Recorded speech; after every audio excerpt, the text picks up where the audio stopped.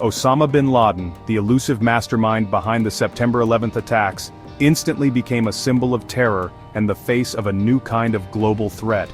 Overnight, he was declared the world's most wanted man, his name and image broadcast across every television screen and newspaper headline.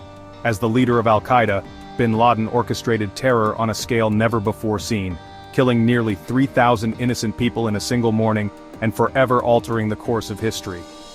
In the aftermath, President George W. Bush stood at ground zero and vowed swift justice, promising the American people that those responsible would be hunted down. The United States launched the largest manhunt in modern history, deploying special forces and intelligence operatives to the rugged mountains of Afghanistan, convinced they had cornered bin Laden at Tora Bora.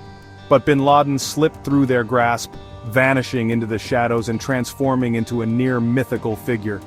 He taunted the world with periodic video messages reminding everyone that he was still out there, still plotting. The failure at Tora Bora forced a dramatic shift in strategy. Brute military force gave way to painstaking intelligence work, as analysts pored over satellite images and intercepted communications, searching for any clue to his whereabouts. Bin Laden's capture became a test of American resolve and ingenuity, a decade-long pursuit that demanded patience, innovation, and relentless determination from those involved. The mission evolved beyond simple retribution. It became about preventing future attacks, dismantling Al-Qaeda's leadership, and protecting the world from further acts of terror. The world's most powerful military was now hunting a ghost, using every tool at its disposal: drones, surveillance, and boots on the ground. The search would come to define an entire generation's sense of security and purpose. The manhunt for Osama bin Laden had begun, setting in motion a global pursuit that would span continents, years, and countless lives. For years, bin Laden vanished, using human couriers and extreme isolation to evade detection. The CIA interrogated prisoners, sifted through documents, and pieced together fragments of intelligence. The breakthrough came with the identification of a trusted courier, believed to be bin Laden's lifeline. Tracking this courier led to a mysterious, fortified compound in Abbottabad, Pakistan, an unlikely hiding place. The compound's size, security, and secrecy raised red flags. Months of surveillance revealed a tall, reclusive figure inside, nicknamed the Pacer. The evidence was circumstantial but compelling. The ghost might finally be within reach. After a decade of dead ends, the CIA believed they had found bin Laden's lair. With a target identified, President Obama faced a fateful choice: bomb the compound, launch a drone strike, or send in a team. Only boots on the ground could confirm bin Laden's death and recover vital intelligence. SEAL Team 6 was chosen for the job. Elite operators drilled relentlessly, rehearsing every detail in a full-scale replica of the compound. Stealth helicopters, low-level night flight, and total surprise were essential. The risks were enormous. A failed raid could spark a diplomatic crisis or cost American lives. The president weighed the odds, then gave the order. The mission, codenamed Operation Neptune Spear, was set in motion. The world's most dangerous man was about to face the world's most elite warriors. In the early hours of May 2, 2011, under the cover of darkness, two stealth Black Hawk helicopters carried the elite SEAL Team 6 deep into Pakistani airspace. Their mission was clear: to find and eliminate Osama bin Laden, the world's most wanted man, hiding in a fortified compound in Abbottabad. As they approached the compound, disaster struck. One of the helicopters lost lift and crashed inside the walls. Despite the sudden setback, the team adapted instantly, relying on their rigorous training and unbreakable resolve to continue the mission without hesitation. The element of surprise was compromised, but the SEALs moved with incredible speed and precision.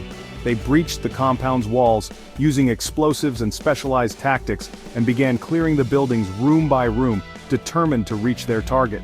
A fierce firefight erupted almost immediately. Bin Laden's couriers and guards opened fire, but the SEALs responded with overwhelming force. In the chaos, several defenders were killed as the team advanced deeper into the compound. The operators swept methodically through the compound floor by floor, searching every room and hallway. Every corner could hide danger, but their focus never wavered as they pressed forward toward their objective. The raid was chaotic and deafening, echoing through the night. Yet, despite the confusion, the entire operation lasted just 40 minutes. a testament to the team's efficiency and preparation. Every second was critical. At any moment, Pakistani military forces could arrive, threatening to escalate the situation and trap the team inside hostile territory. The SEALs' relentless training and discipline turned what could have been a disaster into an opportunity. Their ability to regroup and adapt under pressure was unmatched. As they closed in on the main house, the tension was palpable, the world was watching, and the stakes could not have been higher. The final confrontation with bin Laden was just moments away, and the outcome would change history forever. The SEALs climbed to the third floor, where bin Laden was believed to be hiding. Every step was tense, the air thick with anticipation and adrenaline. The team moved in near silence, communicating only with hand signals, their senses heightened for any sign of danger. They knew that every second counted, and that the fate of the mission, and perhaps the world, hung in the balance. On the way, they encountered and killed his son Khalid, who appeared suddenly in the hallway, armed and ready to defend his father. The confrontation was brief but intense, a stark reminder of the risks at every turn. Bursting into the bedroom, they found bin Laden, tall, bearded, and moving toward a weapon. The room was chaotic, with family members present and confusion everywhere. The SEALs had to make split-second decisions, balancing the need for precision with the urgency of the moment. The lead SEAL fired, striking bin Laden in the chest and head. The shots were decisive, ending years of pursuit in an instant. The threat was neutralized before he could retaliate or escape. In seconds, the world's most wanted terrorist was dead. The room fell silent, the gravity of the moment settling in as the SEALs confirmed their target. The team secured the room, moved his family aside, and began the crucial task of identification. They worked quickly but methodically, aware that time was limited and the compound could still be dangerous. Photos were taken, DNA samples collected, and a quick height check confirmed the target. Every detail was documented to ensure there would be no doubt about the identity of the man they had just killed.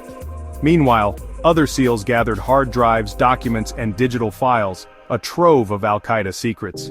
These materials would prove invaluable for intelligence agencies around the world, offering new leads and insights into the terrorist network. The mission's success was not just in killing bin Laden, but in crippling his network.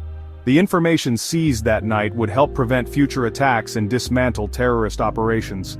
The decade-long manhunt ended in a single, decisive moment. For the SEALs, for the world, and for history, justice had finally been served on the third floor of that compound. With bin Laden dead and intelligence in hand, the SEALs prepared to leave. They rigged the crashed helicopter with explosives, destroying sensitive technology before extraction. Bin Laden's body was bagged and loaded onto the remaining helicopters. The team lifted off, racing back to Afghanistan as dawn approached. In Washington, the president and his team watched the tense operation unfold in real time. DNA and facial recognition confirmed the kill. There was no doubt. After years of searching, the world's most wanted man was gone. The SEALs had pulled off the impossible. Within hours, bin Laden's body was buried at sea, denying extremists a shrine. President Obama addressed the nation declaring justice had been done. Across America, crowds celebrated. At Ground Zero, survivors found closure. The world's response was mixed: praise from allies, outrage from Pakistan, and renewed debate over sovereignty. The intelligence haul crippled Al-Qaeda, exposing plots and networks. The raid proved that even the most elusive enemy could be found. For many, it was the end of an era, a measure of justice for the victims of terror. The mission closed a dark chapter, but the fight against extremism continued. Osama bin Laden was gone, but the world he changed would never be the same.